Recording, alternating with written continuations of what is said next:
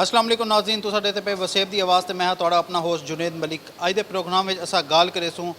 जिहड़ा कि वफाक की तरफों बजट पेश किया गया है, किवें रहा, क्या रिलीफ, क्या तकलीफ, अवाम दोस्त है या अवाम दुश्मन। असां मुल्तान चैंबर ऑफ कॉमर्स के जिहड़े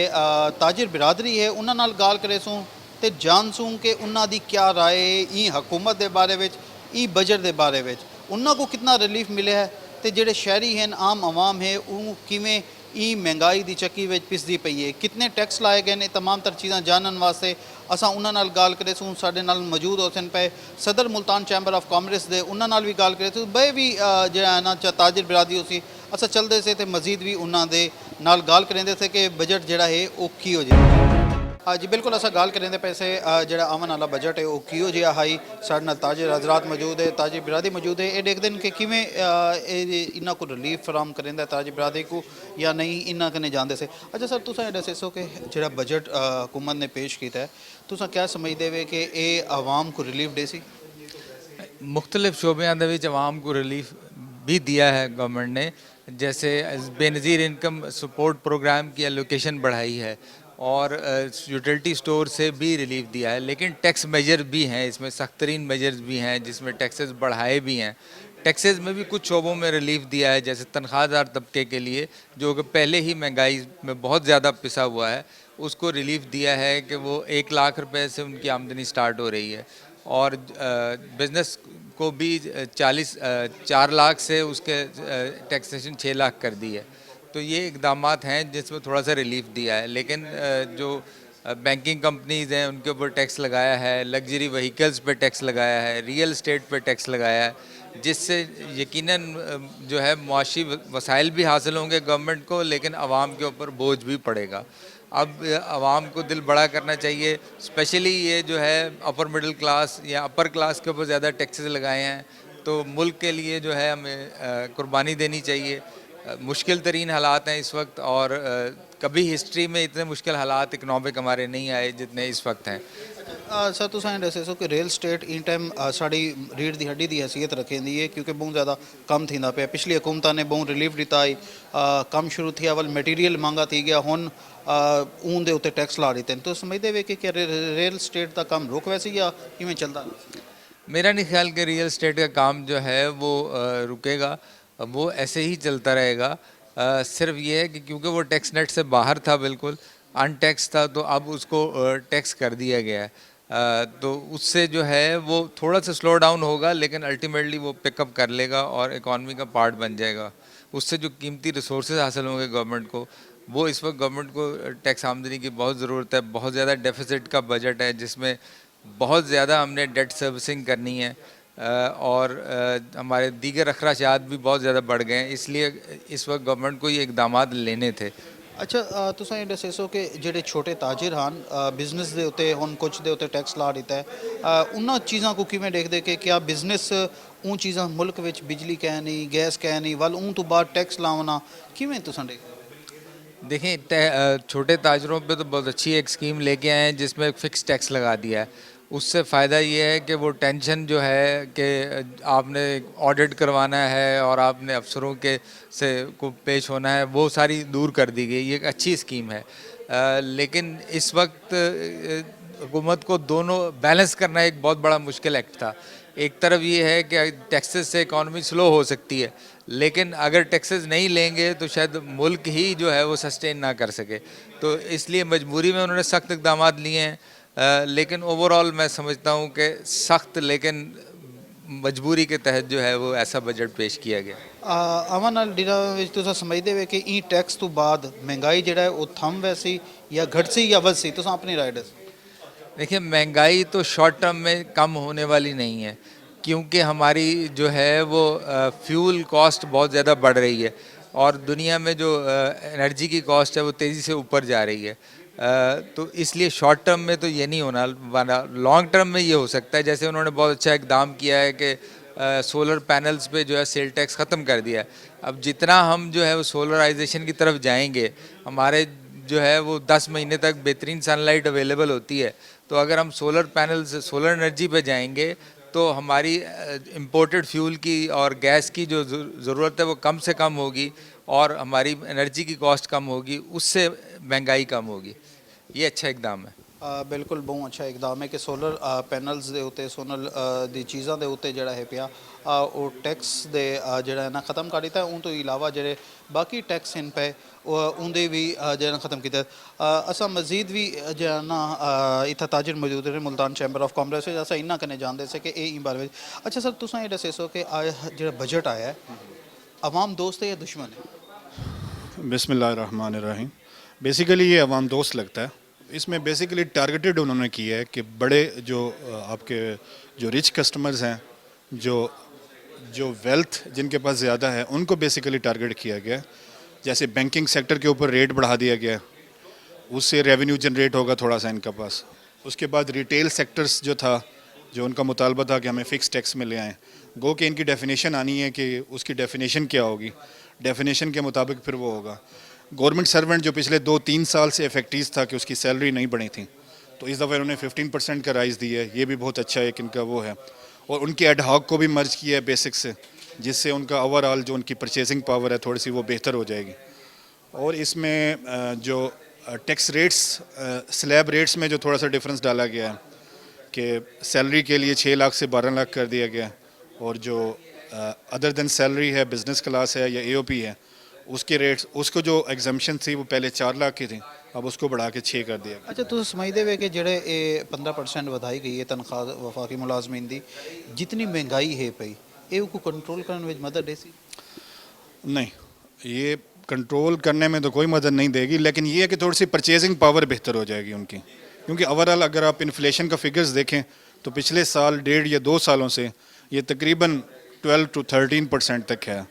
تو آلریڈی کیونکہ گورنمنٹ سیکٹر میں یہ فکسڈ انکم ایک قسم کے لوگ ہوتے ہیں,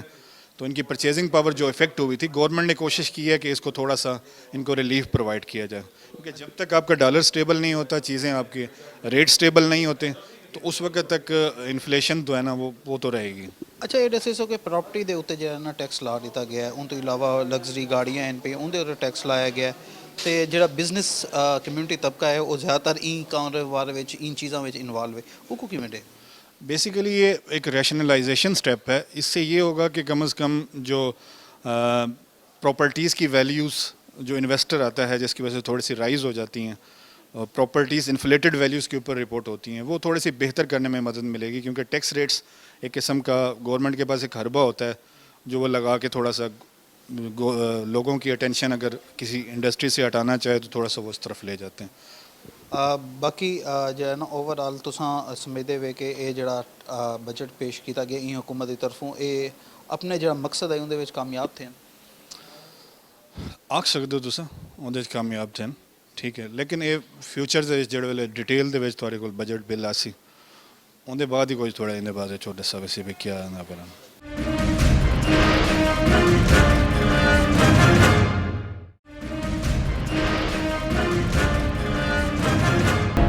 ਨਾਲ ਹੋਰ ਵੀ ਮੌਜੂਦ ਨੇ ਪੈਸਾ ਇਹਨਾਂ ਕਨੇ ਵੀ ਜਾਣ ਗਿੰਦੇ ਸੇ ਕਿ ਇਹ ਬਾਰੇ ਵਿੱਚ ਕੀ ਆਖਦੇ. ਅੱਛਾ ਸਰ, ਤੁਸੀਂ ਇਹ ਦੱਸੇ ਸੋ ਕਿ ਕਿਆ ਸਮਝਦੇ ਵੇ ਕਿ ਜਿਹੜਾ ਬਜਟ ਪੇਸ਼ ਕੀਤਾ ਗਿਆ ਆਵਾਮ ਦੋਸਤ ਹੈ? ਬਜਟ ਜਿਹੜਾ ਹੈ ਇਹ ਆਵਾਮ ਦੋਸਤ ਕਦੇ ਵੀ ਨਹੀਂ ਹੁੰਦਾ. ਉਹਦੇ 'ਤੇ ਹਕੂਮਤ ਨੇ ਆਪਣੇ ਖਰਾਜਾਤ ਪੂਰੇ ਕਰਨੇ ਹੁੰਦੇ ਆ, ਟੈਕਸ ਲਗਾਉਣੇ ਹੁੰਦੇ ਆ, ਔਰ ਰੈਵਨਿਊ ਇਕੱਠਾ ਕਰਨਾ ਹੁੰਦਾ. ਔਰ ਜਦੋਂ ਅੱਜ ਕੱਲ੍ਹ ਜਿਹੜੀ ਗੌਰਮੈਂਟ ਜਿਹੜਾ ਜਿਵੇਂ ਭੁੱਖੀ ਨੰਗੀ ਹੋਈ ਹੈ ਵੀ ਹਰ ਪਾਸੋਂ ਕ੍ਰਾਈਸਿਸ 'ਚ ਪਈ ਹੈ, ਕਿਉਂਕਿ 30 ਰੁਪਏ ਯਾਨੀ 60 ਰੁਪਏ ਇੱਕ ਹਫ਼ਤੇ ਦੇ ਵਿੱਚ ਪੈਟਰੋਲੀਅਮ ਦੀ ਕੀਮਤਾਂ ਵਧਾਈਆਂ, ਪੈਟਰੋਲੀਅਮ ਡਿਵੈਲਪਮੈਂਟ ਲੈਵੀ ਨੂੰ ਵਧਾ ਕੇ. ਅਤੇ ਇਹ ਜਿਹੜਾ ਨਾ ਹੁਣ ਬਜਟ ਹਾਲਾਂਕਿ ਆਉਣ ਵਾਲਾ ਸੀ, ਇਹਦਾ ਇੰਤਜ਼ਾਰ ਵੀ ਕਰ ਸਕਦੇ ਸੀ, ਇਹਦੇ 'ਚ ਕੁਛ ਕਰ ਲੈਂਦੇ, ਲੇਕਿਨ ਉਹਨਾਂ ਨੇ ਇਹ ਕਰਤਾ. ਅਤੇ ਇਸ ਵਾਸਤੇ ਜਿਹੜਾ ਨਾ ਮੈਂ ਤਾਂ ਕਦੇ ਵੀ ਨਹੀਂ ਕਹਾਂਗਾ ਕਿ ਬਜਟ ਜਿਹੜਾ ਨਾ ਜਿਹੜਾ ਆਵਾਮ ਦੋਸਤ ਹੁੰਦਾ ਹੈ. ਅੱਛਾ, ਦੂਸਰੀ ਗੱਲ ਇਹ ਆ ਕਿ ਇਹ ਬਜਟ ਜਿਹੜਾ ਹੈ ਨਾ ਇਹ ਜਿਹੜਾ ਕਿਸੇ ਜ਼ਮਾਨੇ 'ਚ ਹੁੰਦਾ ਸੀਗਾ ਕਿ ਜਦੋਂ ਬਜਟ ਆਉਂਦਾ ਸੀ ਨਾ ਹਰ ਬੰਦਾ ਜਿਹੜਾ ਹੈ ਨਾ ਉਹਨੂੰ ਉਹਦੇ ਵੱਲ ਉਹਦੀ ਤਵੱਜੋ ਹੁੰਦੀ ਸੀ, ਔਰ ਕੌਨਸ਼ੀਅਸ ਹੁੰਦਾ ਸੀਗਾ ਵੀ ਦੇਖਣਾ ਕਿ ਸੁਣਨ ਦਾ ਵੀ ਹਰ ਬੰਦਾ ਸੁਣਦਾ ਵੀ ਸੀ ਕਿ ਵੀ ਇਹਦਾ ਕੀ ਟੈਕਸ ਇਹਦਾ ਕੀ ਕਮੀਆਂ ਪੇਸ਼ੀਆਂ ਹੋ ਰਹੀਆਂ, ਕਿਉਂਕਿ ਉਹਦਾ ਡਾਇਰੈਕਟ ਕੀਮਤਾਂ ਨਾਲ ਤਾਲੁਕ ਹੁੰਦਾ ਸੀ. ਉਸ ਤੋਂ ਬਾਅਦ ਜਿਹੜਾ ਨਾ ਅਗਰ ਕਿਸੇ ਵੇਲੇ ਕਿਸੇ ਗੌਰਮੈਂਟ ਨੂੰ ਜਿਹੜਾ ਹੈ ਨਾ ਕੋਈ ਜ਼ਰੂਰਤ ਪੈਂਦੀ ਸੀ ਹੋਰ ਟੈਕਸ ਲਾਉਣ ਦੀ ਜਾਂ ਕੁਛ ਹੈ, ਤਾਂ ਉਹ ਜ਼ਿਮਨੀ ਬਜਟ ਦਿੰਦੇ ਸੀ,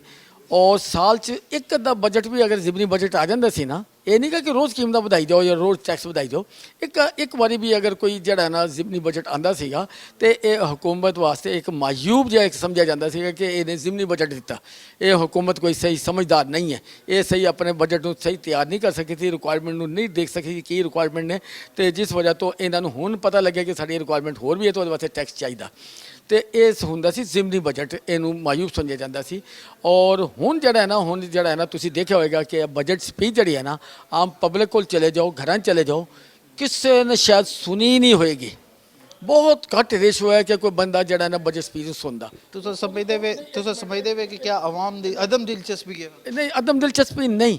ਅਦਮ ਦਿਲਚਸਪੀ ਤਾਂ ਹੋਵੇ ਨਾ ਕਿ ਪਹਿਲੀ ਤਾਂ ਗੱਲ ਦਿਲਚਸਪੀ ਤਾਂ ਹੋਵੇ ਜੇ ਇੱਕੋ ਬਜਟ ਸਪੀਚ ਦੇ ਵਿੱਚ ਹੀ ਜਾਂ ਬਜਟ ਦੇ ਵਿੱਚ ਹੀ ਜਿਹੜਾ ਕੁਝ ਆਉਣਾ ਹੈ ਤੇ ਉਹ ਆ ਜਾਏਗਾ, ਲੇਕਿਨ ਜਦੋਂ ਜਿਹੜਾ ਨਾ ਰੋਜ਼ਾਨਾ ਮੁਖਤਲਿਫ ਤਰੀਕਿਆਂ ਨਾਲ ਟੈਕਸ ਵਧਾਈ ਜਾਣੇ, ਲਾਈ ਰੱਖਣੇ, ਇਹ ਕਰਨੇ, ਜ਼ਿਮਨੀ ਬਜਟ ਤਾਂ ਸਾਲ 'ਚ ਇੱਕ ਵਾਰੀ ਆਉਂਦਾ ਸੀਗਾ ਤੇ ਉਹ ਮਾਯੂਬ ਸਮਝਿਆ ਜਾਂਦਾ ਸੀ, ਇੱਥੇ ਤਾਂ ਰੋਜ਼ ਤੇ ਕੀਮਤਾਂ ਵੱਧ ਰਹੀਆਂ ਨੇ, ਘਟ ਰਹੀਆਂ ਨੇ ਨਵੇਂ ਟੈਕਸ ਲਾ ਕੇ। ਔਰ ਤੁਹਾਨੂੰ ਯਾਦ ਹੋਏਗਾ ਕਿ ਹੁਣ ਜਿਹੜਾ ਏਸੀ ਫਾਈਨਾਂਸ ਮਿਨਿਸਟਰ ਨੇ ਅੱਜ ਤੋਂ ਕੁਝ ਦਿਨ ਪਹਿਲਾਂ 30 ਰੁਪਏ ਪੈਟਰੋਲ ਦੀ ਕੀਮਤ ਵਧਾਈ, ਉਸ ਵੇਲੇ ਉਹਨੂੰ ਪੁੱਛਿਆ ਗਿਆ ਕਿ ਵੀ ਕਿਆ ਹੁਣ ਕੋਈ ਮਜ਼ੀਦ ਵਧੇਗੀ ਕੀਮਤ ਪੈਟਰੋਲ ਦੀ, ਉਹਨੇ ਕਿਹਾ ਜੀ ਕਿਉਂਕਿ ਹੁਣੇ ਹੀ ਵੱਧ ਕੇ ਹਟੀ ਹੈ ਤੇ ਲਿਹਾਜ਼ਾ ਨਹੀਂ ਵਧੇਗੀ। ਔਰ ਉਹਨੂੰ ਵਿਚਾਰੇ ਨੂੰ ਇੰਨਾ ਵੀ ਨਹੀਂ ਪਤਾ ਸੀਗਾ ਕਿ 5-6 ਦਿਨ ਵੀ ਨਹੀਂ ਗੁਜ਼ਰੇ ਤੇ 30 ਰੁਪਏ ਉਹਨੇ ਹੋਰ ਵਧਾਉਣੇ ਪਏ। ਇਹਦਾ ਮਤਲਬ ਹੈ ਕਿ ਇਹਨਾਂ ਦੇ ਆਪਣੇ ਵੱਸ 'ਚ ਕੁਛ ਨਹੀਂ ਗਾ, ਜਿਵੇਂ ਉੱਤੋਂ ਕਿਤੇ ਡਾਇਰੈਕਸ਼ਨ ਆਉਂਦੀ IMF ਤੋਂ ਜਾਂ ਉਹਨਾਂ ਦੀ ਰਿਕੁਆਇਰਮੈਂਟ ਹੁੰਦੀ ਹੈ ਉਹਨੂੰ ਪੂਰਾ ਕਰਨ ਵਾਸਤੇ ਇੱਕ ਕਰਦੇ ਨੇ ਉਵੇਂ। ਅੱਛਾ, ਤੁਸੀਂ ਇਸ ਕਿਆ ਸਮਝਦੇ ਵੇ ਕਿ ਇਹ ਜਿਹੜਾ ਬਜਟ ਹੈ IMF ਕਨੇ ਅਪਰੂਵ ਥੀ ਕਿਆ ਹੈ ਜਾਂ ਵਲਾ ਇੱਕ ਵਾਰੀ ਦਬਾਅ ਵਿੱਚ ਆਸਨ ਤੇ ਮਜ਼ੀਦ ਇਹਦੇ ਵਿੱਚ ਤਬਦੀਲੀ ਕਰੇ ਸਨ ਆਵਾਮ ਵਾਸਤੇ? ਨਹੀਂ, ਪਹਿਲੀ ਤਾਂ ਗੱਲ ਹੈ ਕਿ ਜੋ ਇਹ ਬਜਟ ਆਇਆ ਹੈ ਨਾ, ਇਹ ਕਨਫਰਮ ਹੈ ਕਿ IMF ਦੀ ਅਪਰੂਵਲ ਨਾਲ ਆਇਆ। ਹੁਣ ਜੋ ਬਜਟ ਸਪੀਚ ਕੀਤੀ ਗਈ ਹੈ ਨਾ, ਉਹਦੇ 'ਚ ਤਾਂ ਇਹਨਾਂ ਨੇ ਕੋਈ ਚੀਜ਼ਾਂ ਨਹੀਂ ਦੱਸੀਆਂ, ਸਾਰਾ ਜਿਹੜਾ ਨਾ ਐਵੇਂ ਯਾਨੀ ਕਿ ਸ਼ੂਗਰ ਕੋਟਡ ਜਿਹੀ ਸਪੀਚ ਸੀ, ਜਿਹਦੇ 'ਚ ਕੋਈ ਬੈਨੀਫਿਟ ਅਗਰ ਦਿੱਤੇ ਗਏ ਤੇ ਉਹਨਾਂ ਦਾ ਜ਼ਿਕਰ ਹੈ, ਔਰ ਜਿਹੜੇ ਕੋਈ ਟੈਕਸ ਲਾਏ ਗਏ ਜਾਂ ਹੋਰ ਚੀਜ਼ਾਂ ਲਾਈਆਂ ਕੀਤੀਆਂ ਗਈਆਂ ਉਹਨਾਂ ਦਾ ਉਹਦੇ 'ਚ ਜ਼ਿਕਰ ਕੋਈ ਨਹੀਂ ਗਾ, ਔਰ ਐਵੇਂ ਨਾ ਹੋਣੇ ਦੇ ਬਰਾਬਰ ਹੈ, ਅਗਰ ਹੈ ਥੋੜ੍ਹਾ ਜਿਹਾ ਤਾਂ ਨਾ ਹੋਣ ਦੇ ਬਰਾਬਰ ਹੈ। ਲੇਕਿਨ ਇਹ ਹੁਣ ਜਿਹੜਾ ਫਾਈਨਾਂਸ ਬਿੱਲ ਹੈ ਜਿਹੜਾ, ਉਹਨੂੰ ਅਸੀਂ ਜਦੋਂ ਪੜ੍ਹਾਂਗੇ ਨਾ ਫਿਰ ਸਾਨੂੰ ਪਤਾ ਲੱਗੇਗਾ ਕਿ ਇਹਦੇ 'ਚ ਟੈਕਸ ਕਿੱਥੇ ਕਿੱਥੇ ਲਾਏ ਗਏ ਨੇ। ਔਰ ਅਸਲ ਰਿਐਕਸ਼ਨ ਤੁਸੀਂ ਵੇਖਣਾ ਬਜਟ ਸਪੀਚ ਤੋਂ ਬਾਅਦ ਕੋਈ ਰਿਐਕਸ਼ਨ ਬੁਰਾ ਨਹੀਂ ਆਏਗਾ, ਇਸ ਵਾਸਤੇ ਕਿ ਬਹੁਤ ਅੱਛੀ ਯਾਨੀ ਤਕਰੀਰ ਸੀ ਉਹਦੇ 'ਚ। ਹਰ ਬੰਦਾ ਜੋ ਬਜਟ ਸਪੀਚ ਸੁਨੇਗਾ ਉਹ ਤਾਂ ਇਹੀ ਕਹੇਗਾ ਜੀ ਬੜਾ ਅੱਛਾ ਬਜਟ ਹੈ, ਕੋਈ ਟੈਕਸ ਨਹੀਂ ਲਾਏ ਗਏ, ਆਵਾਮ ਦੋਸਤ ਬਜਟ ਹੈ ਫਲਾਣਾ, ਕਿਉਂਕਿ ਬਜਟ ਸਪੀਚ ਸੁਣ ਰਹੇ ਹੁੰਦੀ ਹੈ ਪਬਲਿਕ ਐਟ ਲਾਰਜ। ਔਰ ਫਾਈਨਾਂਸ ਬਿੱਲ ਜਿਹੜਾ ਨਾ ਇਹ ਸ਼ਾਇਦ ਹੀ ਕੋਈ ਪੜ੍ਹਦਾ ਹੈ, ਔਰ ਫਿਰ ਉਹਦੇ ਅਸਰਾਤ ਜਦੋਂ ਆਉਂਦੇ ਆ ਉਦੋਂ ਫਿਰ ਚੀਖੋ ਪੁਕਾਰ ਸ਼ੁਰੂ ਹੁੰਦੀ ਆ ਕਿ ਜੀ ਇਹ ਕੀ ਕਰਦਾ, ਇਹ ਵੀ ਲਾਤਾ, ਇਹ ਵੀ ਲਾਤਾ, ਇਹ ਵੀ ਲਾਤਾ, ਇਹ ਚੀਜ਼ ਹੈ। ਅੱਛਾ, ਜਿਹੜੀ ਤਨਖਾਹਾਂ ਵਧਾਈਆਂ 15%, तो समझते वे कि ई महंगाई के दौर में जितना पेट्रोल $200 रुपए हो, बाकी चीज़ा हो तो मजीद वधन का खतरा हो, इतना मुल्क में कोई स्टेबिलिटी कै नहीं बिल्कुल, ई दौर में 15% ਵਧਾवन ठीक। बहरहाल कुछ तो रिलीफ मिलेगा, लेकिन जिस हिसाब नाल कीमतां उत्ते जा रही ने ਇਹਦੇ ਚੋਂ ਇਹਨਾਂ ਨੂੰ ਕੁਝ ਵੀ ਨਹੀਂ ਲੱਭਣਾ, ਯਾਨੀ ਆਵਾਮ ਨੂੰ ਜਿਹੜਾ ਨਾ ਫਾਇਦਾ ਕੋਈ ਨਹੀਂ, ਇਹ ਜਿੰਨਾ ਕੁ ਵਧਿਆ ਨਾ ਉਦੋਂ ਜ਼ਿਆਦਾ ਉਹਨਾਂ ਤੇ ਠੁਕ ਜਾਣਾ। ਜਿਹੜਾ ਛੋਟਾ ਤਾਜਰ ਹੈ ਪਿਆ ਉਹਨਾਂ ਆਖਿਆ ਬਿੱਲ ਦੇ ਵਿੱਚ ਉਹ ਟੈਕਸ ਲੱਗ ਕੇ ਆ ਸੀ, ਉਸ ਤੋਂ ਬਾਅਦ FBR ਹੁੰਦੇ ਕਨੇ ਕਿਸੇ ਚੀਜ਼ ਦਾ ਵੀ ਪੁੱਛਣ ਦਾ ਮਜਾਜ਼ ਨਾ ਹੋ ਸੀ, ਇਹ ਇਕਦਾਮ ਕੋ ਕਿਵੇਂ ਦੇ? ਇਹ ਇਕਦਾਮ ਜਿਹੜਾ ਨਾ ਇਹ ਮੇਰੇ ਹਿਸਾਬ 'ਚ ਕੁਝ ਸਹੀ ਨਹੀਂ ਹੈ। ਉਹਦੀ ਵਜ੍ਹਾ ਆ ਕਿ ਇਹ ਜਿਹੜਾ ਨਾ ਇਹ ਜਿਵੇਂ ਆਮ ਤਸਰ ਲਿਆ ਜਾ ਰਿਹਾ ਇਹਦੇ ਤੋਂ ਕਿ ਜੀ ਦੁਕਾਨਦਾਰ ਜਿਹੜੇ ਨੇ ਉਹ 3000 ਤੋਂ ਲੈ ਕੇ 10000 ਤੱਕ ਉਹ ਟੈਕਸ ਉਹਦੇ 'ਤੇ ਬਿਜਲੀ ਬਿੱਲਾਂ 'ਚ ਲੱਗ ਕੇ ਆ ਜਾਏਗਾ ਅਤੇ ਉਸ ਤੋਂ ਬਾਅਦ ਪੁੱਛਿਆ ਨਹੀਂ ਜਾਏਗਾ, ਇਹ ਬਿਲਕੁਲ ਗਲਤ ਹੈ। ਉਹਦੀ ਵਜ੍ਹਾ ਹੈ ਕਿ ਇਹ ਕਦੇ ਵੀ ਜਿਹੜਾ ਨਾ ਕਿਸੇ ਟੈਕਸਗੁਜ਼ਾਰ ਨੂੰ ਆਜ਼ਾਦੀ ਨਹੀਂ ਦੇ ਸਕਦੇ ਕਿ ਜੀ ਇੱਕ ਬੰਦਾ ਜਿਹੜਾ ਬਹੁਤ ਵੱਡਾ ਟੈਕਸ ਪੇਅਰ ਹੈ, ਬੜਾ ਕਾਰੋਬਾਰ ਹੈ ਉਹਦਾ ਠੀਕ ਠਾਕ, ਉਹਨੂੰ ਕਿਵੇਂ ਉਹ ਮੰਨ ਲੈਣਗੇ ਕਿ 3000 ਤੋਂ ਲੈ ਕੇ 10000 ਤੱਕ ਜਿਹੜਾ ਨਾ ਸਾਲ ਦਾ ਉਹਦੇ ਕੋਲੋਂ ਟੈਕਸ ਉਹਦੇ ਕੋਲੋਂ ਲੈ ਕੇ ਤਾਂ ਉਹਨੂੰ ਕਹਿੰਦੇ ਅਸੀਂ ਸਾਰੀ ਉਮਰ ਤੈਨੂੰ ਕੁਝ ਵੀ ਨਹੀਂ ਕਰਨਾ। ਉਹਦੇ ਅਗਰ ਬੈਂਕ ਅਕਾਊਂਟ ਫੜੇ ਗਏ, ਉਹਦੀ ਟ੍ਰਾਂਜੈਕਸ਼ਨ ਕਰੋੜਾਂ ਦੇ ਵਿੱਚ ਹੈ ਅਤੇ ਉਹਦੇ ਮੁਤਾਬਕ ਉਹਦੇ 'ਤੇ ਐਕਸ਼ਨ ਲੈਣਗੇ, ਐਸੀ ਗੱਲ ਕੋਈ ਨਹੀਂ। ਹਾਂ, ਇੱਕ ਉਹ ਟੈਕਸ ਗੁਜ਼ਾਰ ਜਿਹੜਾ ਵਾਕਈ ਛੋਟਾ ਹੈ ਉਹ ਤਾਂ ਜ਼ਰੂਰ ਇਹਦਾ ਫਾਇਦਾ ਚੁੱਕੇਗਾ। ਤੁਸੀਂ ਸਮਝਦੇ ਹੋ ਕਿ ਇਹ ਬਜਟ ਜਿਹੜਾ ਹੈ ਆਵਾਮ ਵਾਸਤੇ ਮਜ਼ੀਦ ਮੁਸ਼ਕਲਾਤ ਲਾਏਗਾ? ਅੱਛਾ, ਇਹ ਪਹਿਲੇ ਤਾਂ ਮੈਂ ਦੱਸ ਦਵਾਂ ਜਿਹੜਾ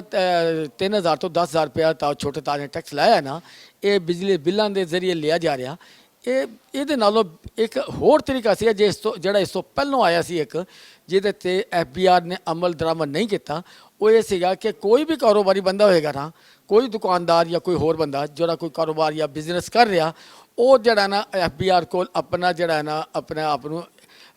ਇਨਰੋਲ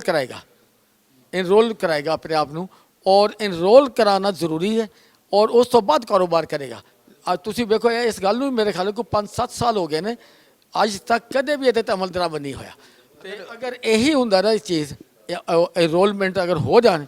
ਉਹ ਬੰਦੇ ਖੁਦ ਗੋਸ਼ਵਾਰੇ ਫਿਰ ਲਾਜ਼ਮੀ ਦੇਣਗੇ, ਕਿਉਂਕਿ ਉਹ FBI ਦੇ ਡਾਟਾ ਤੇ ਆ ਜਾਂਦੇ ਨੇ ਕਿ ਜੀ ਇਹ ਬੰਦੇ ਦੁਕਾਨਦਾਰ ਹੈ। ਉਹਨੂੰ ਤਾਂ ਪਤਾ ਹੀ ਕੋਈ ਨਹੀਂ ਗਾ ਕਿ ਹੁਣ 15 ਕੁ ਲੱਖ ਜਿਹੜੇ ਰਿਟਰਨ ਫਾਈਲ ਕਰਨ ਵਾਲੇ 15 ਲੱਖ ਤੋਂ ਬਾਅਦ ਮੁਲਤਾਨ ਦੇ ਵਿੱਚ ਨੇ ਬੰਦੇ ਜਿਹੜੇ ਕਾਰੋਬਾਰ ਕਰ ਰਹੇ ਨੇ, ਔਰ ਉਹਨਾਂ ਦੇ ਰਿਟਰਨ ਨਾ ਹੋ ਸਕੇ। ਪੂਰੇ ਮੁਲਕ 'ਚ 15 ਲੱਖ ਗੋਸ਼ਵਾਰੇ। ਜੀ ਨਾਜ਼ਰੀਨ, ਤੁਹਾਡੇ ਤੇ ਪਏ ਵਸੇਬ ਦੀ ਆਵਾਜ਼ ਤੇ ਮੈਂ ਹਾਂ ਤੁਹਾਡਾ ਆਪਣਾ ਹੋਸਟ ਜੁਨੇਦ ਮਲਿਕ। ਅੱਜ ਦੇ ਪ੍ਰੋਗਰਾਮ ਵਿੱਚ ਗੱਲ ਕरेंगे पैसे बजट ਦੇ ਉੱਤੇ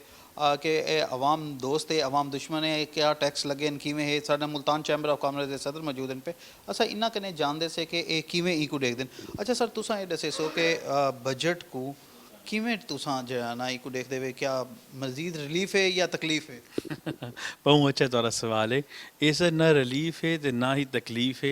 ना ही अवाम दोस्त बजट है तो ना ही अवाम दुश्मन बजट है। ये सर इन्होंने सिर्फ एक अपने टैक्सिस का दसाया कि असा किमें कलैक्ट करे सूँ। हाँ, थोड़ा जहा रिलीफ है कारोबारी तबके को ई बजट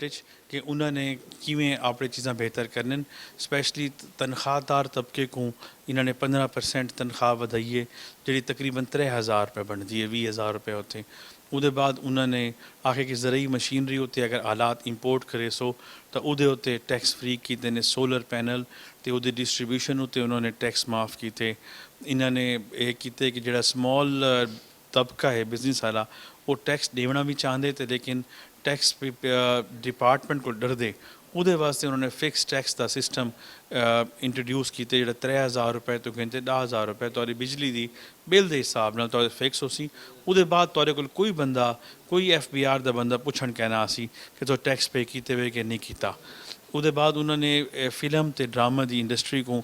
ਕੋਈ ਇੰਡਸਟਰੀ ਦਾ ਦਰਜਾ ਦਿੱਤੇ। ਇੰਡਸਟਰੀ ਦਾ ਦਰਜਾ ਦੇਣ ਨਾਲ ਇਹ ਥੀਂਦੇ ਕਿ ओन बैंक तो लोन गिन सकन, इंश्योरेंसिस करा सकन, लॉस की सूरत उन्होंने को बहुत सारे इशूज़ होने जो फायदे हैं पे। ये नवे सिनेमा घर वगैरह ये इन्होंने टू द टैक्स बेनीफिट दिते ने। तुसा नवी मशीनरी को बेनीफिट दिते ने अगर इंपोर्ट करेंदे वे। जिहड़ी शै साकू असां डिस्कस करने वाली वो है कि अच्छी गल एक बई है कि इन्होंने अगर सैलरीड क्लास बंदा है वो 60,000 रुपये तक पहले तनख्वाह आई तो वो बाद वो टैक्स आई, हुण उन्होंने वो हद वधा के लाख रुपए कर दी है। अच्छा, जी अच्छी जी लेकिन इनकम टैक्स लै 12 तो घटा के 7 कर दिते हैं। जो 7 किए ने तो लोगों उत्ते टैक्स वध वे सी सैलरीड क्लास उत्ते। बाकी जोड़े सख्त इकदाम हैं बिजली के रेट के हवाले नाल, जो पेट्रोल के हवाले नाल, वो चीज़ां तो पहले वध चुके हैं। बाकी असा ये दसे कि जोड़ा खुर्दनी ऑयल है पिया कुकिंग ऑयल है वो हुण वधना रेट वधना बंद थी वैसी, क्योंकि इंडोनेशिया ने परसों एक्सपोर्ट की इजाज़त दे दी है खुर्दनी ऑयल की, जिंदी वजह तो जो वेले पूरी दुनिया में ऑयल पहुँच सी तो पाकिस्तान समेत हर जगह पर रेट रुक वैसे सारे, क्योंकि डॉलर का रेट ज़्यादा है तो रेट घट से कहना लेकिन रेट वध से कहना।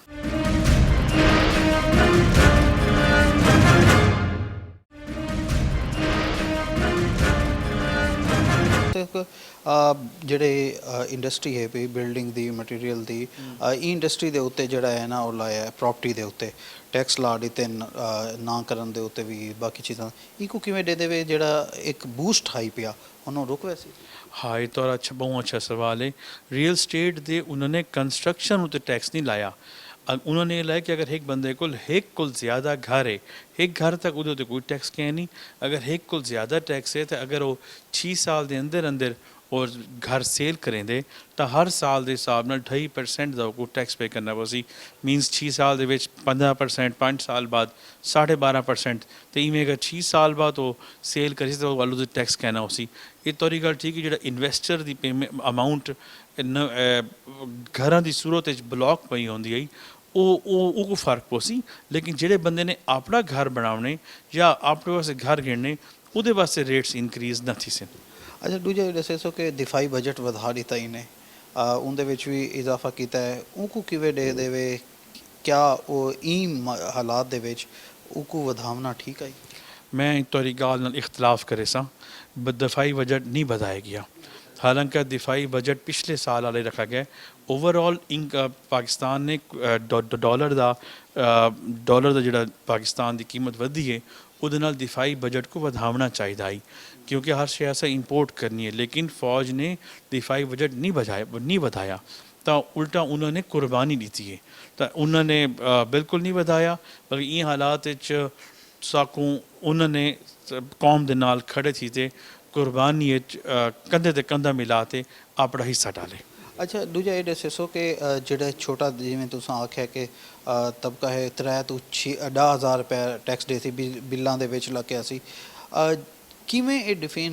ਡਿਫਾਈਨ ਥੀ ਸੀ ਕਿ ਇਹ ਛੋਟਾ ਜਿਹੜਾ ਨਾ ਤਾਜਰ ਹੈ ਇਹ ਵੱਡਾ ਤਾਜਰ ਹੈ ਇਹਦੇ ਉੱਤੇ ਕਿਆ ਤੁਸੀਂ ਸਮਝਦੇ ਹੋ ਕਿ ਕਿਆ ਜੀ ਇਹ ਤਫਸੀਲਾਤ ਤਾਂ ਹੁਣ ਆਸਨ ਆਹਿਸਤਾ ਆਹਿਸਤਾ ਬਜਟ ਵਿੱਚ ਲੇਕਿਨ ਮੇਰਾ ਆਪਣਾ ਜ਼ਾਤੀ ਖਿਆਲ ਹੈ ਕਿ ਇਹ ਬਿਜਲੀ ਦੇ ਬਿਲਕੁਲ ਉਠਾ ਹੋਏ ਸੀ ਕਿਤਨਾ ਬਿੱਲ ਹੈ ਪਿਆ ਉਹ ਹਿਸਾਬ ਨਾਲ ਟੈਕਸ ਲਾਏ ਹੋਏ ਸੀ ਉਹਦਾ ਕੋਈ ਪਰਸੈਂਟੇਜ ਹੋ ਸੀ ਤੇ ਮਿਨੀਮਮ 3000 ਰੁਪਏ ਹੋ ਸੀ ਤੇ ਮੈਕਸਿਮਮ 10000 ਰੁਪਏ ਤੱਕ ਹੋ ਸੀ ਇਹ ਹਿਸਾਬ ਨਾਲ ਲਾਏ ਹੋਏ ਸੀ ਉਹਦੇ ਹਿਸਾਬ ਨਾਲ ਵੱਲ ਤੁਹਾਨੂੰ ਪਤਾ ਹੈ ਕਿ ਅਗਰ ਛੋਟੀ ਦੁਕਾਨ ਹੈ ਤੇ ਇਹ ਅਗਰ ਦੋ ਇੱਕੋ ਸਾਈਜ਼ ਦੁਕਾਨ ਹੈ ਇੱਕ ਵਿੱਚ ਇਹਦਾ ਪੈ ਕਰਿਆਨਾ ਤੇ ਇੱਕ ਸਟੀਲ ਵਿੱਚ ਇਹਦਾ ਪੈ ਤਾਂ ਉਹਨਾਂ ਦੋਹਾਂ ਉੱਤੇ ਟੈਕਸ ਸੇਮ ਲੱਗਣ ਦਾ ਖਤਰਾ ਹੋ ਸਕਦੇ ਲੇਕਿਨ ਸ਼ਾਇਦ ਜਿਹੜਾ ਕਰਿਆਨਾ ਵਾਲਾ ਹੈ ਉਹ ਏਸੀ ਨਾ ਚਲੇ ਸੀ ਤੇ ਜਿਹੜਾ ਸਟੀਲ ਵਾਲਾ ਉਹ ਏਸੀ ਚਲੇ ਸੀ ਤਾਂ ਜਿਹਦੇ ਵਿੱਚ ਉਹਦਾ ਬਿੱਲ ਜ਼ਿਆਦਾ ਸੀ ਉਹ ਬਿੱਲ ਜ਼ਿਆਦਾ ਦੇ ਵਿੱਚ ਤੋਂ ਉਹਦੇ ਉੱਤੇ ਟੈਕਸ ਜ਼ਿਆਦਾ ਲੱਗ ਸੀ ਅੱਛਾ ਇਹ ਦੱਸੋ ਕਿ ਇਨਵੈਸਟਰ ਹਜ਼ਰਾਤ ਗਾੜੀਆਂ ਦੀ ਵੱਡੀ ਗਾੜੀਆਂ ਦੀ ਬੁਕਿੰਗ ਕਰਾਉਂਦੇ ਨੇ ਆਉਣ ਵਾਸਤੇ ਇਨਵੈਸਟ ਕਰਾਉਂਦੇ ਨੇ ਉਹਦੇ ਉੱਤੇ ਟੈਕਸ ਲਾਉਣਾ ਇਸਤੇਮਾਲ ਵੀ ਕਰਾਉਂਦੇ ਕਿਵੇਂ ਦੇ ਦੇਵੇ ਕਿ ਕਿਆ ਇਹ ਜਿਹੜਾ ਹੈ ਪਿਆ ਇਹ ਚੀਜ਼ਾਂ ਵੀ ਰੁਕ ਵੈਸੇ ਹੁਣ ਦੇਖੋ ਇਹਦੇ ਵਿੱਚ ਤਾਂ ਗਵਰਨਮੈਂਟ ਨੇ ਪਿਛਲੇ ਹਫਤੇ ਇੱਕ ਨਵਾਂ ਐਕਚੁਅਲੀ ਬਹੁਤ ਸਾਰੀ ਚੀਜ਼ਾਂ ਨਾ SRO ਦੇ ਤਹਿਤ ਆਉਂਦੇ ਪਏ ਪਿਛਲੇ ਹਫਤੇ ਗਵਰਨਮੈਂਟ ਨੇ ਇੱਕ ਨਵਾਂ SRO ਕੱਢੇ ਕਿ ਅਗਰ ਤੁਸੀਂ ਕਾਰਾਂ ਦੀ ਪਾਕਿਸਤਾਨ ਜਿੱਤੀ ਵੀ ਕਾਰਾਂ ਅਸੈਂਬਲ ਸੀ ਬਣਦੇ ਤਾਂ ਕੋਈ ਚੀਜ਼ ਨਹੀਂ ਪਈ ਤਾਂ ਇੱਕ ਆਦਨ CKD ਦੀ ਇੰਪੋਰਟ ਉੱਤੇ ਤੁਹਾਨੂੰ ਸਟੇਟ ਬੈਂਕ ਦੀ ਪਰਮਿਸ਼ਨ ਲੈਣੀ ਹੈ ਸਟੇਟ ਬੈਂਕ ਦੀ ਪਰਮਿਸ਼ਨ ਵਿੱਚ ਤੁਹਾਨੂੰ ਟਾਈਮ ਪੀਰੀਅਡ ਜ਼ਿਆਦਾ ਲੱਗ ਵੇ ਸੀ ਜਿਹਦੀ ਵਜ੍ਹਾ ਤੋਂ ਆਟੋਮੈਟਿਕਲੀ ਕਾਰਾਂ ਦੀ ਪ੍ਰੋਡਕਸ਼ਨ ਘੱਟ ਵੇ ਸੀ ਜਿਸ ਵੇਲੇ ਕਾਰਾਂ ਦੀ ਪ੍ਰੋਡਕਸ਼ਨ ਘੱਟ ਸੀ ਪਾਕਿਸਤਾਨ ਵਿੱਚ ਕਾਰਾਂ ਦੀ ਮੋਟਰਸਾਈਕਲਸ ਦੀ ਤਾਂ ਔਨ ਤਾਂ ਵੱਧ ਸੀ ਇਹ ਲੇਕਿਨ ਇਹ ਵੀ ਹੈ ਕਿ ਨੋਰਮਲ ਸੀ ਚੀਜ਼ਾਂ ਹਰ ਕੋਈ ਦੀ ਅਫੋਰਡੇਬਿਲਟੀ ਕੋਲ ਰੇਟ ਬਹੁਤ ਵੱਧ ਵੇ ਸਨ 1600 ਤੋਂ ਜ਼ਾਇਦ ਦੇ ਉੱਤੇ ਜਿਹੜਾ ਟੈਕਸ ਲਾਇਆ ਇਹਨੇ ਉਹਦੇ ਕੋ ਕਿਵੇਂ ਦੇ ਠੀਕ ਲਾਈਨ ਹੈ ਜਿਹੜਾ ਬੰਦਾ 1600 ਕੋਲ ਜ਼ਿਆਦਾ ਐਫੋਰਡ ਕਰ ਸਕਦੇ ਉਹਦੇ ਉੱਤੇ ਟੈਕਸ ਹੋਣਾ ਚਾਹੀਦਾ ਇਵੇਂ ਹੀ ਉਹਨਾਂ ਨੇ ਜਿਹੜਾ ਕਾਰਪੋਰੇਟ ਸੈਕਟਰ ਹੈ ਜਿਹਦੀ ਇਨਕਮ ਦੀ ਉਹਨੇ ਖਾਸ ਹੱਦ ਮੁਕਰਰ ਕੀਤੀ ਹੈ ਉਹਦੇ ਕੋਲ ਉੱਤੇ ਅਗਰ ਉਹਦੀ ਇਨਕਮ ਹੈ ਸਾਲਾਨਾ ਤਾਂ ਉਹਦੇ 'ਤੇ 2% ਸੁਪਰ ਟੈਕਸ ਹੈ ਬੈਂਕਾਂ ਦੇ ਮੁਨਾਫੇ ਉੱਤੇ ਉਹਨਾਂ ਨੇ 3% ਐਕਸਟਰਾ ਟੈਕਸ ਲਾਏ ਬੈਂਕ ਅੱਜ ਕੱਲ੍ਹ ਗੌਰਮੈਂਟ को ब्लैकमेल करेंदे पैन जरण दा स्टेट बैंक एटोनोमस है ਉਹਦੇ ਬਾਅਦ ਉਹਨੂੰ ਉਹ ਵੇਲੇ ਸਟੇਟ ਬੈਂਕ ਕੋਲ ਪਾਕਿਸਤਾਨੀ ਗਵਰਨਮੈਂਟ ਲੋਨ ਨਹੀਂ ਗਿਣ ਸਕਦੀ ਤੇ ਕਮਰਸ਼ੀਅਲ ਬੈਂਕ ਕੋਲ ਗਿੰਦੀ ਤੇ ਕਮਰਸ਼ੀਅਲ ਬੈਂਕ ਬਾਕਾਇਦਾ ਬਲੈਕਮੇਲ ਕਰਦੇ ਗਵਰਨਮੈਂਟ ਪਾਕਿਸਤਾਨ को ਉਹਨਾਂ ਨੇ ਕਵਰ ਕਰਨ ਵਾਸਤੇ ਸਟੇਟ ਬੈਂਕ ਉੱਤੇ ਮਤਲਬ ਬੈਂਕ ਉੱਤੇ ਬੈਂਕਾਂ ਦੇ ਮੁਨਾਫੇ ਉੱਤੇ ਟੈਕਸ ਦੀ ਸ਼ਰ੍ਹਾਂ ਵਧਾਈਏ 3% ਅੱਛਾ ਇਕਦਾਮ ਹੈ ਬਿਲਕੁਲ ਬਹੁਤ ਅੱਛਾ ਇਕਦਾਮ ਹੈ ਅੱਜ ਟੈਕਸਾਂ ਦੀ ਸ਼ਰ੍ਹਾ ਜਿਹੜਾ ਨਾ ਵਧਾਈ ਨੇ ਸਾਡੇ ਨਾਲ ਮੌਜੂਦ ਹਨ ਪੈ ਚੈਂਬਰ ਆਫ ਕਾਮਰਸ ਮੁਲਤਾਨ ਦੇ ਪ੍ਰੈਜ਼ੀਡੈਂਟ ਪੈ ਬਹੁਤ ਸਾਰੀ ਚੀਜ਼ਾਂ ਦੀ ਤਜਵੀਜ਼ ਵੀ ਦਿੱਤੀ ਇਹਨਾਂ ਜਿਹੜਾ ਬਜਟ ਪੇਸ਼ ਕੀਤਾ ਗਿਆ ਉਹਦੇ ਉੱਤੇ ਗੱਲ ਕਰੀ ਸੀ ਅਸਾਂ ਮਜ਼ੀਦ ਵੀ ਗੱਲ ਕਰਿੰਦੇ ਸੇ ਤੇ ਚਲਦੇ ਸੇ ਅੱਗੂ ਤੇ ਮਜ਼ੀਦ ਵੀ ਇਹਦੇ ਉੱਤੇ ਲੋਕਾਂ ਦੀ ਰਾਏ ਜਿਹੜੇ ਤਾਜੇ ਬਰਾਦਰੀ ਉਹਨਾਂ ਦੀ ਰਾਏ ਕਿਆ ਹੈ ਮਜ਼ੀਦ ਜਾਣਦੇ ਬਿਲਕੁਲ ਅਸਾਂ ਗੱਲ ਕਰਿੰਦੇ ਪਏ ਥੇ ਬਜਟ 2022-23 ਦੇ ਉੱਤੇ ਜਿਹੜਾ ਕਿ ਹਕੂਮਤ ਦੀ ਤਰਫੋਂ ਪੇਸ਼ ਕੀਤਾ ਗਿਆ ਉਹ ਕਿਵੇਂ ਜਿਹੜਾ ਹੈ ਨਾ ਆਵਾਮ ਕੋ ਰਿਲੀਫ ਦੇਸੀ ਜਾਂ ਨਾ ਦੇਸੀ ਅਸਾਂ ਮੁਲਤਾਨ ਚੈਂਬਰ ਆਫ ਕਾਮਰਸ ਵਿੱਚ ਮੌਜੂਦ ਸੀ ਤਾਂ ਜਿਹੜੀ ਤਾਜਰ ਬਰਾਦਰੀ ਉਹ ਸਾਡੇ ਨਾਲ ਮੌਜੂਦ ਹੈ ਅਸਾਂ ਇਹਨਾਂ ਕਨੇ ਜਾਣਦੇ ਸੇ ਅੱਛਾ ਸਰ ਤੁਸੀਂ ਇਹ ਦੱਸੋ ਕਿ ਬਜਟ ਜਿਹੜਾ ਹੈ आवाम दुश्मन है पिया गया इवें मेरा नाम है मलिक रब नवाज़ मैं इन्वेस्टमेंट एडवाइज़र हाँ और इन्वेस्टर भी हाँ खुद भी तो इस वास्ते ये बजट इन हालात जो मौजूदा हालात हैं उनके हिसाब नाल तो बहुत अच्छा है इन्हें कोई ऐसा प्रॉब्लम कोई नहीं हुण चूँकि एस्टीमेट है बजट जिहड़ा है वो एस्टीमेट होंदे कि टोटल आमदनी कितनी थी पूरे साल और खर्च कितना थी ਹੁਣ ਆਮਦੀ ਇਹ ਮਿਸਾਲ ਹੈ 9,500 ਆਦੇ ਪੈਣ ਉਹਦੇ ਵਿੱਚ 4,000 ਤਾਂ ਖਾਲੀ ਕਰਜ਼ੇ ਦੇ ਵਿੱਚ ਨਿਕਲ ਹੋਏ ਸੀ ਕਰਜ਼ੇ ਦੇ ਸੂਦ ਤੇ ਨੋਟ ਕਰਜ਼ੇ ਦੇ ਸੂਦ ਤੇ ਨਿਕਲ ਹੋਏ ਸੀ ਅੱਛਾ 1500 ਦੇ ਕਰੀਬ ਗਏ ਹੋਏ ਸੀ ਫੌਜ ਬਾਕੀ ਇਤਨੇ ਪੈਸੇ ਨਹੀਂ ਬਚਦੇ ਕਿ ਜਿਹੜਾ ਉਹ ਸਹੀ ਮਾਨੇ ਡਿਵੈਲਪਮੈਂਟ ਐਕਸਪੈਂਡੀਚਰ ਕਰਨ ਜਾਂ ਹਕੂਮਤ ਦੀ ਮਸ਼ੀਨਰੀ ਬਹੁਤ ਅੱਛੇ ਤਰੀਕੇ ਚਲਾਵਣ ਜਾਂ ਗਰੀਬ को इंसेंटिव दे सकें इनके बावजूद भी फाइनेंस मिनिस्ट्री ने बहु अच्छा इंतज़ाम किए कि गोरा बाग को जड़ा है उनका बेनीफिट मिले बेनज़ीर इनकम सपोर्ट के तहत रमज़ान शरीफ पैकेज के तहत उएं हर महीने हर बंदे को भेजण के हिसाब नाल इट्स ए गुड मतलब उन्हें कोई एज सच कोई प्रॉब्लम नहीं। प्रॉब्लम क्या है कि जिहड़ी लोगों की उन्होंने इनकम है पब्लिक की एट लार्ज वो इतनी कोई नहीं है। जिमें एक्सपेंसिस वध गए हुण पिछले जड़े 60 रुपए वध गए तेल या आने वाले टाइम भी कोई पता नहीं बिजली तेल गैस हर शय के रेट अगर वध वजन तो आमदनी अगर थोड़ी जी वधे भी सही जिवें सैलरीज वाले की वधी है या कहीं बह दी तो उनका नैट रिजल्ट कोई नहीं देगा जी। अच्छा तुसां ये दस्सो सो कि ਜਿਹੜੇ ਹਾਲਾਤ ਹਨ ਪਏ ਆਉਣ ਵਾਲੀ ਦੀਵਾਰ ਵਿੱਚ क्या हुकूमत IMF ਦੇ ਆਖੇ ਦੇ ਉੱਤੇ ਪ੍ਰੀ ਬਜਟ ਤਾਂ ਨਾ ਗਿਣਨਾ ਸੀ। इवें है कि प्री बजट होवे या आफ्टर बजट होवे IMF जड़ा है उनकी अंडर सुपरविजन काम देते वो आते हैं कि भाई फलां फलां चीज़ वधाओ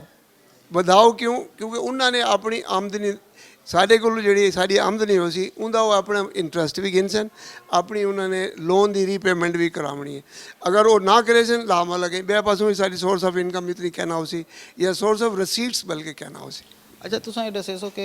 अगर बजट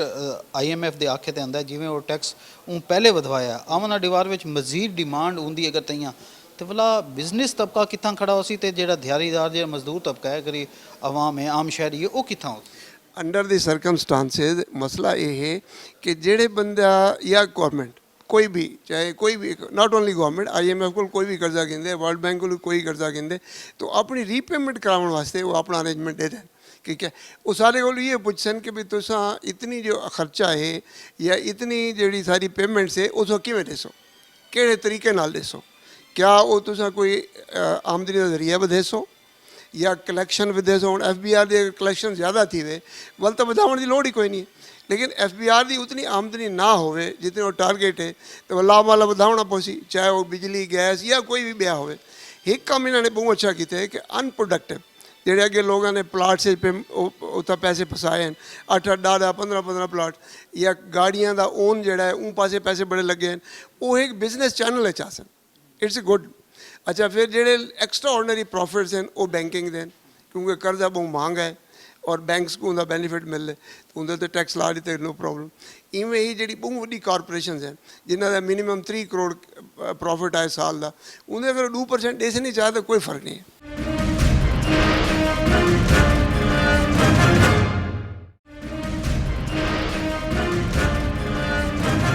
ਸੋ ਕਿ ਬੈਂਕਾਂ ਦੇ ਉੱਤੇ ਜਿਹੜੇ ਹੁਣ ਟੈਕਸ ਵਗੈਰਾ ਲੈਂਦੇ ਪੈਣ ਉਹ ਬੈਂਕ ਤਾਂ ਆਵਾਮ ਕਨੇ ਕੱਢੇ ਸੀ ਨਾ ਜਿਨ੍ਹਾਂ ਕਰਜ਼ ਗਿੱਦੇ ਹੋ ਇਨ ਚੀਜ਼ਾਂ ਗਿੱਦੀਆਂ ਤੇ ਉਹ ਕਿੱਥਾਂ ਵੰਨ ਖੜ ਸਨ। नहीं इवें इनकम के उत्ते टैक्स है ये आवाम के लोन्स से नहीं है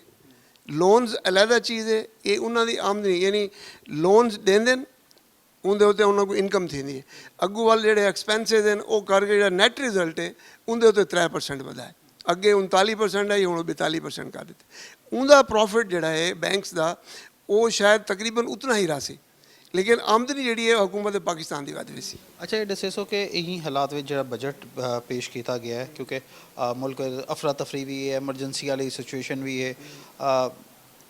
डॉलर जोड़ा है वो मजीद उत्ते वैसे या तले आसी ये सारा है हालात के उत्ते अगर साड़ी रिमिटेंसिस ज़्यादा वेंदियां एक्सपोर्ट घटती है एक्सपोर्ट थोड़ी जी बेहतर थी है और लोन्स मिल वेंदे टाइमली IMF का होवे या कंसोर्शियम का होवे या कई सूरत भी कई पासों को रसीट्स आवेंदे कैपिटल रसीट्स वल कोई इतना प्रॉब्लम ना हो सी बल्कि डाउन थी सी। लोगों की एक्सपेक्टेशन है कि मार्केट 185-80 रुपए का डॉलर थी वैसी लेकिन ये उवेले थी सी जेले हालात नॉर्मल हो सन मतलब 20 तारीख को IMF नाल मीटिंग है अगर उन्होंने यानी हुकूमत पाकिस्तान और IMF के जोड़े लोग हैं उन्होंने तय थी वेंदे कि जी ये चीज़ां असां तय कर कीतियां और तो कर्जा मिलना खाली ये कर्जा ना हो सी बल्कि बाकी चीज़ जोड़े हासिल चाहे सऊदी अरब होवे UAE होवे बे कंसोर्शियम कंट्रीज़ हैं या बे लोन गिविंग एजेंसीज हैं एशियन डेवलपमेंट बैंक फलां फलां फलां जिन्हें रोल ओवर करने वो भी करते सन वल जो रिमिटेंसिस या बाहरों पैसे आवन लग पो सन उन सोरा दे प्रॉब्लम कोई ना हो सी वाले स्मूथ चल सी और 180-85 को ज़्यादा दूर नहीं अगर बिल फर्ज IMF नाल टर्म्स एंड कंडीशन तय नहीं थी वल कोई पता नहीं ब्याह कितना चला वने नो वन नोस। अच्छा तुसां ये दसे सो कि जड़ा है पिया ਤੁਸੀਂ ਇਨਵੈਸਟਮੈਂਟ ਦਾ ਤੁਸੀਂ ਦੇਖਦੇ ਵੇ ਸਾਰਾ ਕੁਝ ਕਿਆ ਇਹ ਮਾਹੌਲ ਦੇ ਵਿੱਚ ਇਨਵੈਸਟਮੈਂਟ ਮਜ਼ੀਦ ਥੀ ਸੀ ਜੀ ਇਨਵੈਸਟਮੈਂਟ ਥੀ ਸੀ ਕਿਉਂਕਿ ਜਿਹੜਾ ਨਾਨ ਪ੍ਰੋਡਕਟਿਵ ਹੈ ਸਿਰਫ ਪਲਾਟਸ ਵਿੱਚ ਜਾਂ ਗੱਡੀਆਂ ਦੀ ਬੁਕਿੰਗ ਵਿੱਚ ਓਨ ਦੇ ਉੱਤੇ ਉਹ ਪੈਸਾ ਲਾ ਮਹੱਲਾ ਕਈ ਬਿਜ਼ਨਸ ਵਿੱਚ ਵੀ ਸੀ ਬਿਜ਼ਨਸ ਚਾਹੇ ਉਹ ਸ਼ਾਪਸ ਹੋਣ ਚਾਹੇ ਉਹ ਸ਼ੇਅਰਸ ਮਾਰਕੀਟ ਹੋਵੇ ਕਿਉਂਕਿ ਕੈਪੀਟਲ ਮਾਰਕੀਟਸ ਬੁਰੀ ਤਰ੍ਹਾਂ ਪਿੱਟੀ ਪਈ ਹੈ ਉਹਦੇ ਵਿੱਚ ਲਾਜ਼ਮੀ ਪੈਸਾ ਸੀ ਥੋੜਾ ਆਵੇ ਜਾਂ ਜ਼ਿਆਦਾ ਅਸੀਂ ਜ਼ਰੂਰ ਅੱਛਾ ਇਵੇਂ ਹੀ ਬੈਂਕਿੰਗ ਚੈਨਲ ਵਿੱਚ ਪੈਸਾ ਵੇ ਸੀ ਡਿਫੈਂਸ ਸੇਵਿੰਗ ਵਿੱਚ ਵੇ ਸੀ ਉਹ ਸਾਰੇ ਪਾਸੇ ਜਿਹੜੇ ਪੈਸਾ ਵੇ ਸੀ ਉਹ ਕਈ ਪ੍ਰੋਡਕਟਿਵ ਕੰਮ ਤੇ ਲੱਗ ਸੀ ਜਾਂ ਹਕੂਮਤ ਨੂੰ ਮਿਲ ਸੀ ਇਹ ਤਾਂ ਹੈ ਕਿ ਵੀ ਉਹ ਪਲਾਟਸ ਦੇ ਰੇਟਸ ਵਧੇ ਹੋਏ ਨੇ ਔਰ ਉਹਦੇ 'ਚ ਰੀ ਇਨਵੈਸਟ ਹੁੰਦਾ ਵੇ ਔਰ ਉਹ ਅਨਪ੍ਰੋਡਕਟਿਵ प्रोग्राम ऐसा गाल करे थे पैसे बजट दे होते कि बजट आवाम दोस्त है या आवाम दुश्मन है पिया ताजिर बिरादरी किमें देख दी सारे नाल मौजूद हैं पे असा इन्ना कने जानते से सर तुसां दसे सो कि आवाम दोस्त समझते वे या आवाम दुश्मन नहीं आवाम दोस्त है आवाम दुश्मन नहीं क्योंकि जितना असा सोचा है कि जितना सख्त हो सी हालात जड़े हैं उतना बिल्कुल ही सख्त कोई नहीं और बेहतर नज़र आए ठीक है कुछ चीज़ों का बाद पता लग सी लेकिन बज़ाहिर जो चीज़ां नज़र आती पे उन्हें है कि उन्होंने जेड़े लोग अमीर हैं उन्होंने को टैक्स किए जेड़े इदारे अमीर हैं उन्होंने को टैक्स किए लेकिन जेड़ा गरीब है उसको रिलीफ दिता गया मैं समझदा ये बहुत अच्छी गल है और BISP जी है उन्हें भी उन्होंने काफ़ी सारे वधाए उन्होंने रेट शेट सारे चीज़ां अच्छा ये दसे सो कि आवाम को रिलीफ देवन वास्ते इकदाम जिथा किए उतना टैक्स जेडे लाए हैं पे अमीर तबके के उत्ते लाए तो समझते भी कि अमीर तबका इन खुश थी सी क्योंकि उनके तो टैक्स लावन नाल जेड़ा ना बहुत ज़्यादा मसाइल बनते हैं हड़तालां ते बाकी चीज़ां क्योंकि मेन रेट दी हड्डी वो रखेंदे इनको किवें दे मेरा नहीं ख्याल कि इन कोई हड़ताल वाली गल होवे तो इन असी कोई रीज़न समझना देखो ना जी वो फिक्स टैक्स उन्होंने रिटेल छोटे ताजर को दे दिते कढ़न की उन्होंने कितने सालों की उन्होंने गल आई उन्हें बाकी चीज़ों तो बाद पता लग सन कि हिसाब है किहड़े हिसाब नाल लेकिन बज़ाहिर जो महसूस थे कि उन्होंने एक अच्छा बजट पेश किए हालात सारे काफ़ी ख़राब हैं दुनिया के हालात ख़राब हैं तो वो बजट उन्होंने बज़ाहिर ठीक दिते बड़ी घबराहट को मैं समझदा रिलीफ मिले कि बजट ठीक है हुण मजीद गाली पता लग सन आहिस्ता आहिस्ता खुल सन तो पाली पता लग सन तुम समझते वे कि 15% ਜਿਹੜਾ बढ़ाया गया है इन्ना दे वास्ते सरकारी तनख्वाहां वो ठीक हैं पईयां या जितनी महंगाई है 200 रुपये पेट्रोल है बिजली कितना चलेगी इन्ना चीज़ां मैं समझदा जेड़े हालात हैं तो 1% ही ना वधा सकते हैं तो 10% सुने आई 10% है लेकिन वो 15 थी गए मैं समझदा बहुत अच्छा किते ने बहुत बेहतर किते ने अच्छा सोचे ने और अच्छी गल है इन देखो जी जितना भी रिलीफ दे सकते हैं आम पब्लिक को उतनी अच्छी गल है ताकि वो अपना गुजारा अच्छे तरीके नाल कर सकें बिल्कुल वो अपना ਜਿਹੜਾ ਹੈ ਨਾ ਗੁਜ਼ਾਰਾ ਅੱਛੇ ਤਰੀਕੇ ਨਾਲ ਕਰ ਸਕਣ ਇਵੇਂ ਹੀ तमाम तरह ਹਾਲਾਤ ਇਨ ਪੇ ਜਿਹੜੀ ਸਾਡੀ ਤਾਜਰਾ ਬਿਰਾਦਰੀ ਨਾਲ ਮੁਲਤਾਨ ਚੈਂਬਰ ਆਫ ਕਾਮਰਸ ਵਿੱਚ ਗੱਲ ਥਈ ਉਹਨਾਂ ਦਾ ਇਹੋ ਆਖਣਾ ਹੈ ਕਿ ਜਿਹੜਾ ਬਜਟ ਹੈ ਮਿਲਾ ਜੁਲਾ ਰੁਝਾਨ ਜਿਹੜਾ ਨਾ ਦੇਖਣ ਵਿੱਚ ਆਇਆ ਕਿ ਆਵਾਮ ਦੁਸ਼ਮਨ ਵੀ ਹੈ ਪਿਆ ਤੇ ਆਵਾਮ ਦੋਸਤ ਵੀ ਹੈ ਜਿਹੜੇ ਟੈਕਸ ਅਮੀਰਾਂ ਦੇ ਉੱਤੇ ਲਾਇਨ ਉਹ ਬਹੁਤ ਅੱਛੇ ਤੇ ਗਰੀਬਾਂ ਨੂੰ ਰਿਲੀਫ ਫਰਾਹਮ ਕੀਤਾ ਗਿਆ ਆਉਣ ਵਾਲੀ ਦੀਵਾਰਾਂ ਵਿੱਚ ਇਹ ਮਜ਼ੀਦ ਕਲੀਅਰ ਥੀ ਸੀ ਤੇ ਪਤਾ ਲੱਗ ਸੀ ਕਿ ਇਹ ਟੈਕਸ ਦੇ ਕੀ ਅਸਰਾਤ ਪਾਉਂਦੇ ਨੇ ਤੇ ਗਰੀਬ ਤਬਕਾ ਮਜ਼ੀਦ ਪਿਸਦਾ ਹੈ ਜਾਂ ਨਹੀਂ ई प्रोग्राम में इतना ही अगले प्रोग्राम में वल नवे टॉपिक ना नवी चीज़ा ना नवी जान हाजिर थी सूँ अल्लाह सोने दे हवाले।